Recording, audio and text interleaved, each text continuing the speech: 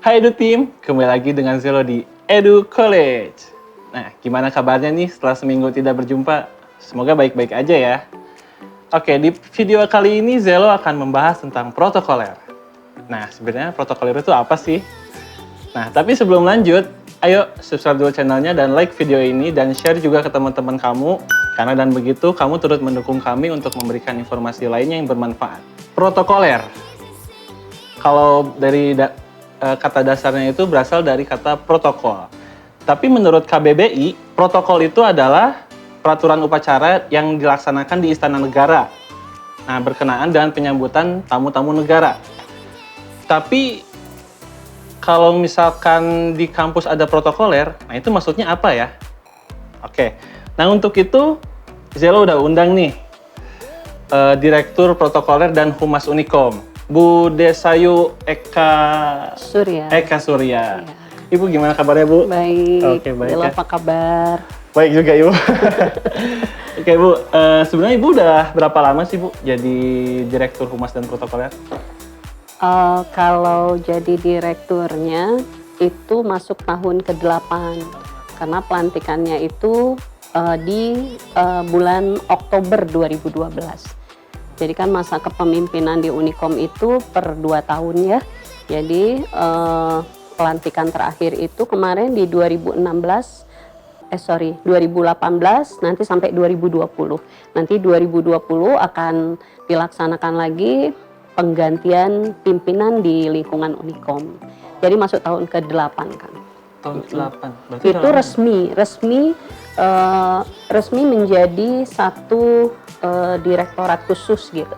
Jadi ada struktural. Sebenarnya sih udah lebih dari 8 tahun karena pada saat itu protokoler Unikom itu hanya di satu bidang pekerjaan aja, tetapi tidak ada di dalam struktur kepemimpinan gitu. Jadi resminya itu ya Oktober 2012. Berarti kalau dari tahun-tahun sebelumnya itu udah ada atau belum? Tahun-tahun sebelumnya itu udah ada. Jadi protokoler Unikom itu sendiri sebenarnya mulai ada itu tahun 2010. Nah, pada saat itu di bawah pembinaan Ibu Risma yang sekarang sebagai Ketua Program Studi Komunikasi. Nah, kami, saya dan beberapa teman-teman di komunikasi lainnya dan ada beberapa dosen yang memang tertarik dengan keprotokolan itu sebagai pembina pada saat itu. Tapi penanggung jawabnya adalah Ibu Risma, itu 2010. Jadi sebelumnya dari sejak ada Unikom 2000 sampai 2010 itu segala kegiatan-kegiatan di Unikom ada surat tugas dari rektor. Jadi per fakultas. Jadi panitia PMB wisuda itu untuk tahun 2001 Pak Rektor berdasarkan keputusannya membuat menentukan maksud saya nanti sastra sebagai pelaksananya, nanti tahun depannya FISIP, nanti tahun depannya DKV. Jadi terus aja gitu. Terus berganti ya, Bu ya? Terus bergantian. Memang jadinya terasa rumit ya untuk melaksanakan pekerjaan keprotokolan itu karena belum terbiasa gitu. Jadi terbentuk panitia lagi, orangnya berubah lagi, ganti lagi. Jadi tampak sulit gitu kita melakukan sebuah event wisuda itu gitu. Jadi 2010 sebenarnya protokoler udah ada. Kalau Ibu sendiri berarti sekitar udah 7 tahun ya? Jam 7 tahun ya, Bu ya? Ya, dari 2012? Ya, sebenarnya tuh saya tuh Maret diminta untuk menggantikan Ibu Risma karena keperluan beliau, itu Maret 2012. Jadi berapa 8 tahun ya? 8 tahun masuk 9 tahun. Cuma resminya menjadi sebuah direktorat sendiri, ada struktur kepemimpinannya itu semenjak Oktober 2012. Gitu. Nah, Bu, selain menjabat sebagai direktur dan humas protokoler, itu Ibu tuh mengajar sebagai dosen juga atau gimana, Bu? Iya, karena memang iya betul Kang Zelo ya, karena memang home base saya itu di dosen tetap program studi komunikasi, jadi tidak ada pengurangan pekerjaan. Ya ngajar, ya melakukan penelitian, ya pengamatian, Tridharma Perguruan Tinggi dan juga sebagai dosen-dosen koordinator ya baik di fakultas ataupun di program studi gitu. Nah, Bu, terkait masalah protokoler ya. kita kan tadi di awal udah bahas ya bahwa protokol itu adalah peraturan upacara di istana kepala negara. Nah, lalu kalau misalkan di kampus ada protokol dan protokoler, nah itu maksudnya gimana tuh, Bu? Iya, iya ya, kalau dari definisi resminya itu memang apa ya, rangkaian aturan di kenegaraan gitu ya. Tapi sebenarnya kita boleh mempersempit definisi kenegaraan itu. Jadi negara kita negara Indonesia, tapi kalau negara untuk Universitas Komputer Indonesia ya wilayah dari Unicom itu sendiri gitu. Mungkin kita bisa implementasikan lebih atau kita aplikasikan ke satu wadah yang lebih sempit gitu ya, Kang Zelo ya. Dan mungkin saya coba sampaikan dulu, kita suka bingung ya, dan saya sendiri juga awal-awal tuh sempat bingung. Ada protokoler, ada protokol, ada keprotokolan, ya kan? Kalau protokoler itu sendiri sebenarnya adalah penyelenggaranya, yaitu tim-tim yang terlibat di situ. Orang-orangnya. Iya, orang-orangnya yang mengatur secara keseluruhan gitu. Sementara protokol itu sendiri itu adalah rangkaian dari aturan-aturannya, mulai dari tata letak, kalau posisi duduk, kalau rektor yang datang, rektor di mana, kemudian di sebelah kirinya kalau ada tamu, tamunya levelnya seperti apa, kemudian sebelah lagi siapa, terus kemudian kursi di sebelah sana siapa gitu, terus kemudian tata penghormatannya gitu, siapa yang bisa ketika MC menyampaikan selamat datang kami ucapkan kepada gitu misalnya. Nah itu siapa kepadanya, kapan audiens boleh berdiri memberikan applause, atau kapan audiens cukup hanya duduk kemudian melihat atau memberikan penghormatan. Nah kayak gitu. Kemudian dan tata-tata aturan lainnya gitu, itu protokol. Tapi kalau keprotokolan itu serangkaian dari yang tadi ada di protokol, kita atur sedemikian rupa sehingga acara itu bisa berjalan dengan baik gitu dan sukses gitu. Oke. Nah Bu, kan kalau anak protokoler nih biasanya kan dari mahasiswa ya Bu ya? Iya, iya. Kan jelas dari mahasiswa, tapi kalau misalkan protokoler itu mahasiswa yang seperti apa sih Bu? Yang di apa kriterianya itu? Iya. Sebelum saya menjawab kriteria dari mahasiswa protokoler itu seperti apa, saya sampaikan dulu ya Kang Zelo ya, bahwa di protokoler Unicom itu tidak hanya mahasiswa, tapi ada dosen juga, ada karyawan juga. Iya, yang saya lihat sih tanpa mengurangi rasa hormat saya, dosen dan karyawan yang terlibat di protokoler Unicom ini, mereka yang memang sudah punya sense of belonging yang tinggi pada Unicom. Karena mereka rata-rata juga pimpinan di bidang kerja mereka masing-masing, hanya 1-2 yang mereka hanya staff atau dosen, dan mereka juga kesini-sini udah mempunyai pendidikan yang maksimal ya, sudah pada doktor gitu, tetapi masih mau untuk melayani gitu. Demikian juga dengan staffnya, rata-rata juga mereka kepala kabak, kasubag gitu. Saya nggak bisa bayangkan betapa padatnya pekerjaan mereka, tetapi mereka masih mau untuk menjadi tim protokoler gitu, untuk membantu. Pasti karena rasa memiliki yang tinggi ya, yang ada pada Unicom gitu. Kalau mahasiswanya sendiri, kalau saya bilang beda, ya mungkin gitu, karena kita open recruitment-nya cukup serius, nggak seperti mungkin unit kerja lain. Jadi kita hampir 1 bulan, dan itu mulai kita lihat dari IPK mereka, dan mereka harus ada surat izin dari orang tua, karena memang pekerjaannya itu kadang-kadang kalau eventnya serius dan besar, itu bisa sampai malam Kang persiapannya. Apalagi untuk beberapa bidang kerja di Unicom yang memang mereka punya menginformasikan kepada kita itu mendadak gitu ya, H-1 atau H-2, sehingga kita perlu ada persiapan gitu.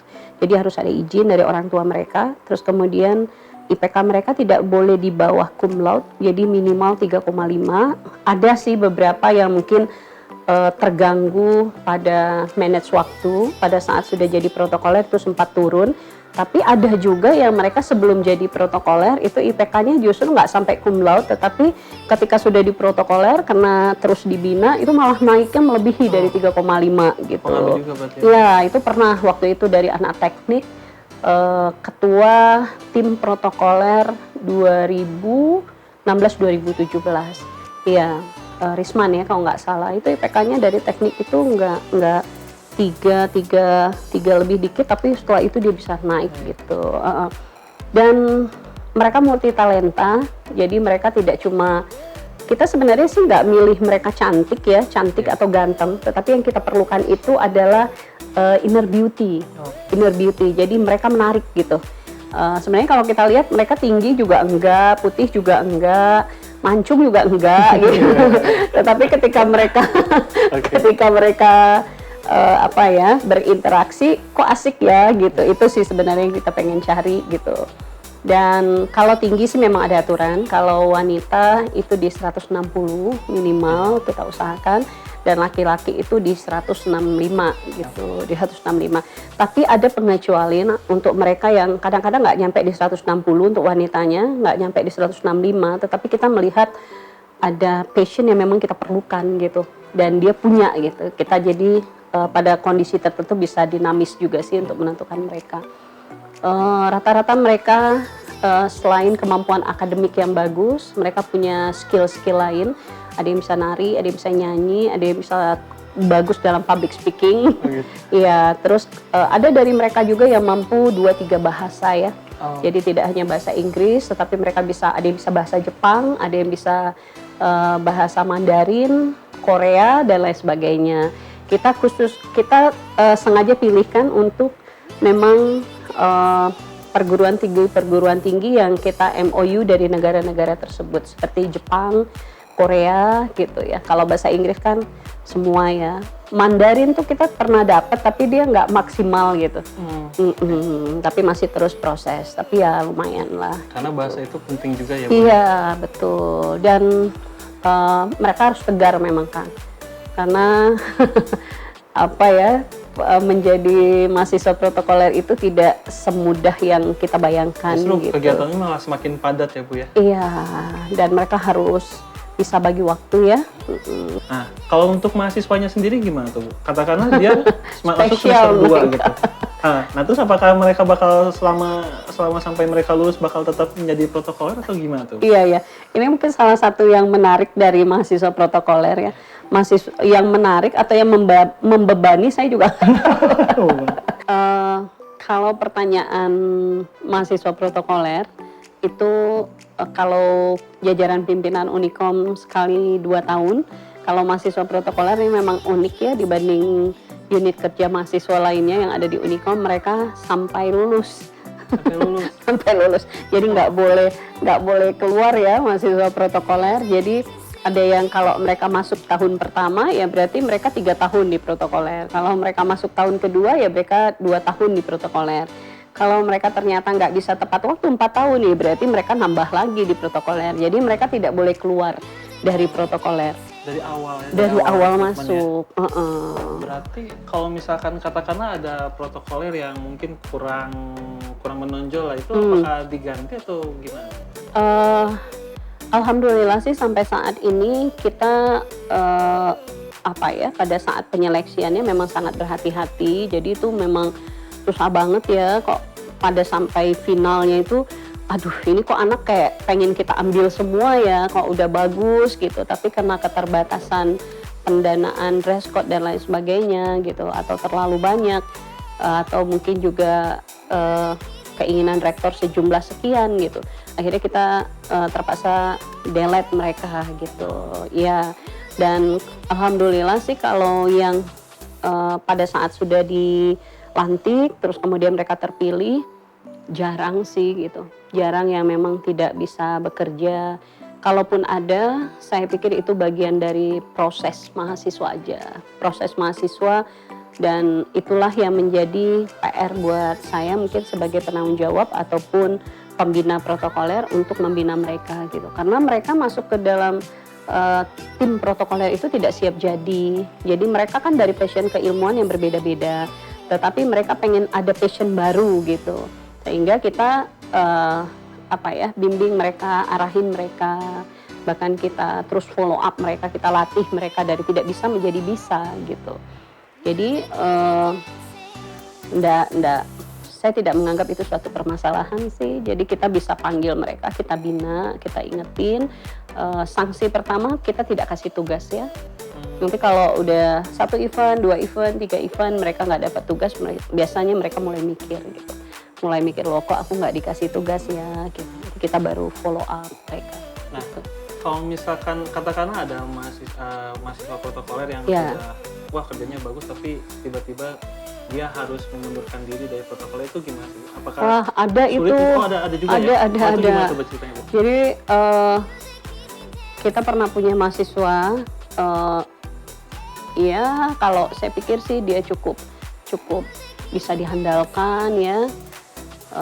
Bisa jadi tim yang membanggakan gitu. Tetapi karena dia juga punya program studi dan dia juga pengen latih leadership-nya, dia terpilih menjadi ketua hima. Dan itu nggak boleh. Jadi nggak boleh kalau ketua hima.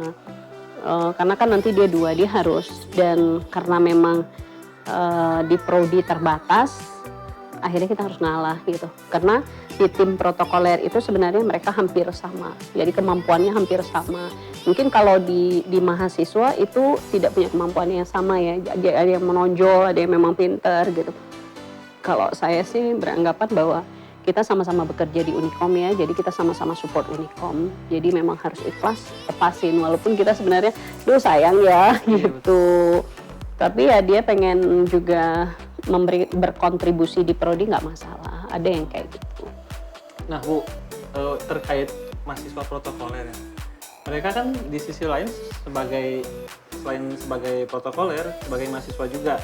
Tapi kalau misalkan mereka sebagai protokoler itu mereka harus berkumpul setiap hari nggak sih Bu, atau gimana? Enggak sih. Dan jobdesk mereka itu sebenarnya apa sih? Enggak sih, mereka nggak harus berkumpul setiap hari. Dalam 3 tahun terakhir kan mereka jadi unit kerja mahasiswa ya. Jadi mereka juga dapat dana khusus dari rektor untuk kegiatan kemahasiswaan. Sehingga mereka juga selain membantu kegiatan utama mereka itu yang membantu kelancaran dari semua event yang dilaksanakan di Unicom, yaitu event-event yang memang memerlukan bantuan dari protokoler gitu. Nah, selain itu mereka juga punya kegiatan-kegiatan yang memang mereka harus laporkan kepada Direktur Kemahasiswaan Pak Andre gitu. Sehingga mereka kalau nggak ada kegiatan di Unicom itu kan nggak juga setiap hari. Jadi di sela-sela itu mereka ya berkumpul di ruangan kerja mereka gitu untuk memikirkan pekerjaan-pekerjaan atau event-event yang mereka harus lakukan terlepas dari keprotokolan gitu Unicom. Jadi mereka kalau misalkan nggak ada event, mereka katakanlah santai gitu, santai aja atau gimana? Kalau santai sih tidak, karena mereka punya kegiatan untuk follow up kemampuan. Jadi yang senang di MC mereka berkumpul untuk terus latihan, terus kemudian mereka juga membantu penulisan. Terus kemudian mereka juga kadang-kadang kita setelah event pulang malam kan nggak sempat beberes, itu sarung kursi segala macam, nanti mereka bantu untuk ngerapiin gitu. Santai sih tidak, dan mereka di sela-sela kosong itu yang memanfaatkan waktu mereka, tujuan utamanya ke Unicom belajar, jadi mereka ngerjain tugas gitu. Atau mereka ada juga yang masih sedang kursus, atau masih ada juga dari mereka yang memang bergabung dengan organisasi-organisasi eksternal yang tidak ada di Unicom, jadi mereka ke sana. Gitu. Berarti kalau misalkan dalam seminggu itu mahasiswa protokoler Unicom biasanya berkumpul berapa kali tuh? Nggak diharuskan sih, yang wajib itu pertemuan dalam setiap bulan. Itu kita coba follow up dari semuanya, dari sikap, dari kegiatan, dari untuk kemajuan mereka ke depannya gitu. Jadi sekali sebulan itu ada rapat rutin yang dilakukan. Nah, Bu, bisa disebutkan nggak Bu, sebenarnya job desk anak protokoler mahasiswa Unicom itu seperti apa? Ya. Disebutkan aja Bu. Ya kalau job desk-nya mulai dari persiapan, pelaksanaan, sampai ke evaluasi ya. Jadi kita memang dalam setiap selesai kegiatan itu diusahakan ada evaluasi gitu. Jadi di saat acara berlangsung, saya juga terus lakukan evaluasi dan biasanya langsung chat Arif, chat Ismi supaya tidak terlupakan gitu. Job awalnya itu ya awalnya itu dari Arif biasanya, staf protokoler yang jalin hubungan, interaksi, kerjasama dengan pihak-pihak yang memerlukan bantuan kita gitu. Dipersiapkan segala keperluannya gitu. Nah mulai dari peminjaman ruangan, keamanan dari kegiatan, kemudian fasilitas-fasilitas lainnya gitu, termasuk juga konsumsi ya, nggak kalah ini. Nah itu kan harus disiapin. Nah mahasiswa protokoler nanti terlibat dalam semua persiapan-persiapan ini gitu. Kalau misalnya kita persiapan tata ruang, ya nanti mahasiswa protokolernya ada yang membantu untuk penataan. Biasanya layoutnya nanti kalau awal itu kegiatan baru, biasanya layout dari saya, kemudian saya kirim ke Bapak ACC, baru kirim ke Arif, nanti Arif kirim ke anak-anak, dan anak-anak yang susun layout bersama tim gitu. Tetapi kalau kegiatan yang hampir sama, itu tidak lagi harus turun dari saya, tetapi Arif sudah tahu layout yang seharusnya seperti apa itu dilakukan. Nanti mereka tinggal lapor aja gitu. Kadang-kadang kalau sudah selesai mereka lapor. Nah itu tim mahasiswa ikut terlibat di situ. Yang tidak kalah pentingnya kalau di lantai 17 itu adalah blending ya, persiapan blending proyektor untuk tampilan, karena kan di lantai 17 itu punya sistem blending yang tersendiri gitu, dan itu kita agak ada kesulitan kalau dari bidang-bidang kerja yang memerlukan bantuan protokoler yang mendadak gitu kasih kegiatannya. Karena itu anak-anak biasanya begadang tuh, kalau udah kayak gitu anak-anak begadang. Nah selain itu kita juga siapkan siapa MC, siapa pembawa acaranya, dan kemudian di meja lain itu ada staf dari direktorat yang kemudian mencoba mengolah susunan acara menjadi skrip MC. Karena kalau acara formal itu kan MC-nya dibacain, beda dengan entertain ya. Kalau MC entertain kan mereka sebisa mereka aja improv di panggung gitu. Tetapi kalau acara formal kita bikinkan skrip MC-nya. Nanti kita cari petugas MC. Selain itu juga kita cari mungkin manajernya lah ya, yang mengatur acara, yang menghubungkan dari yang punya acara dengan si pelaku acara gitu. Itu dulu kita staff, tapi sekarang sudah sering ditugaskan kepada mahasiswa gitu. Jadi mereka yang official yang memang mengatur kelancaran dari acara itu gitu. Selain itu juga ada LO. LO itu mereka yang nanti akan mendampingi tamu mulai dari datang sampai tamu kembali lagi ke mobil atau kendaraan mereka masing-masing. Jadi apa yang diperlukan oleh tamu, mereka ke musola, toilet dan lain sebagainya itu didampingi oleh seorang LO gitu. Itu tugas anak-anak. Kemudian selain itu mereka juga jadi penerima tamu. Penerima tamu itu juga dengan pekerjaan yang berbeda-beda.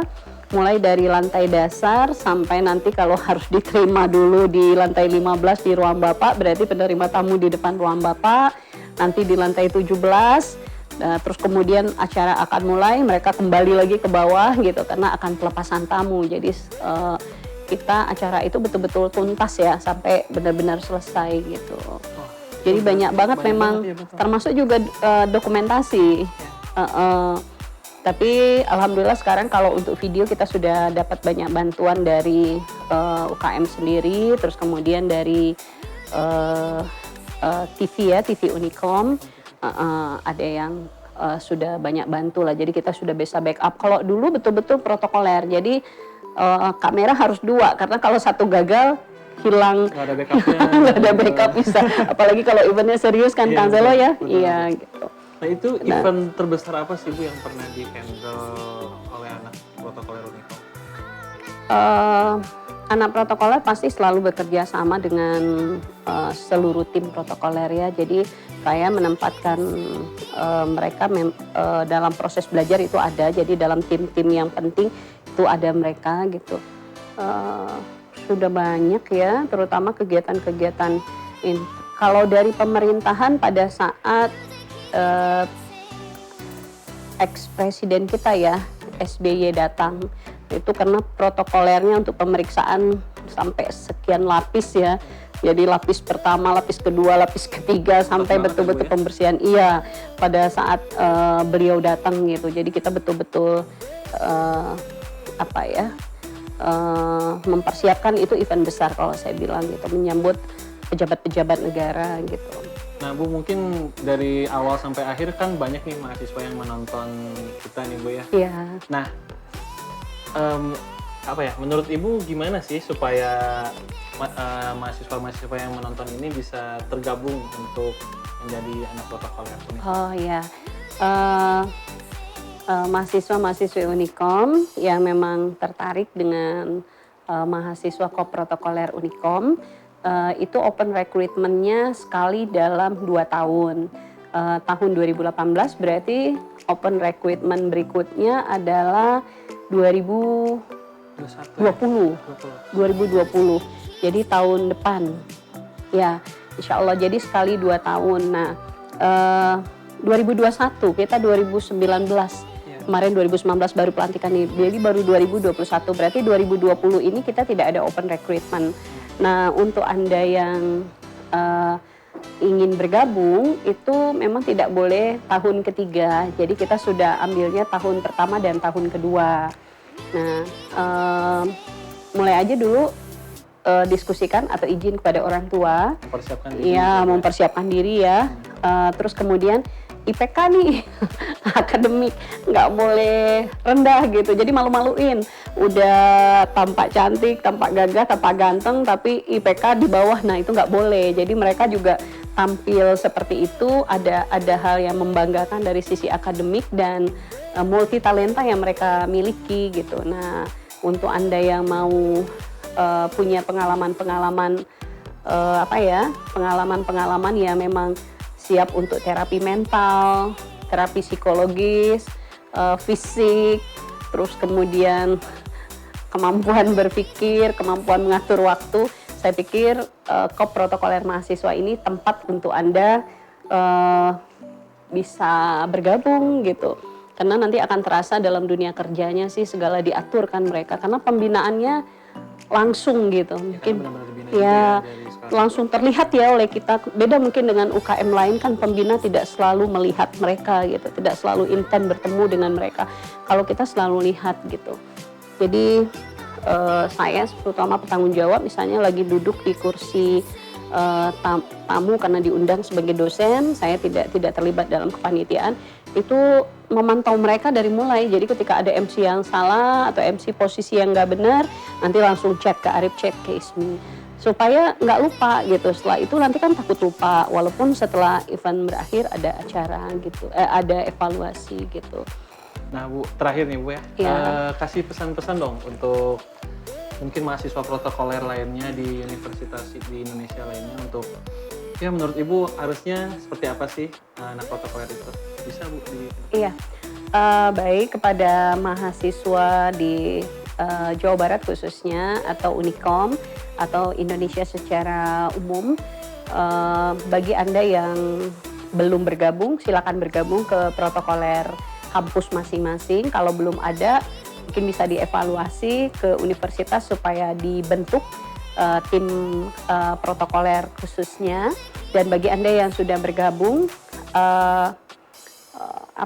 manfaatkan kesempatan untuk jalin networking dengan tamu-tamu yang terlibat dalam setiap acara yang Anda lakoni atau Anda bertugas. Jangan hanya sekedar selewat saja, tapi manfaatkan untuk jalin networking dengan mereka.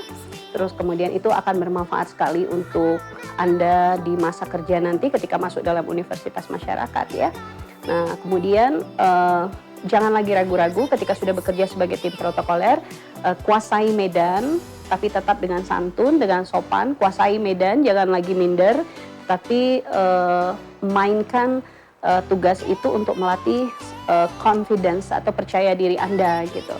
Dan terakhir Anda yakini bahwa ketika Anda berjalan, ketika Anda berbuat, di situ ada lembaga yang di mana Anda bertugas gitu. Jadi kalau untuk di Unicom, ketika Anda bertugas, Anda membawa nama Unicom. Jadi baiknya perilaku, baiknya komunikasi yang Anda sampaikan itu berefek pada pencitraan Unicom. Gitu juga kepada Anda semua yang memang terlibat dalam keprotokolan gitu. Jadi gunakan kesempatan-kesempatan yang diberikan untuk selain memberikan pencitraan positif pada lembaga, juga melatih kemampuan Anda secara pribadi. Nah, Edu Tim, tibalah kita di penghujung acara. Untuk Bunda, terima kasih sudah menyempatkan waktunya hadir Sama-sama, di Edu Zelo. College. Dan Makasih ini juga. Bu, ada sedikit kenang-kenangan dari kita. Mohon diterima ya Bu ya. Cik. Oke. Kasih. Dan Edu Tim, mungkin cukup sekian episode kita kali ini. Dan jangan lupa ya, nonton kita di episode selanjutnya. Salam Edu College. Edu College.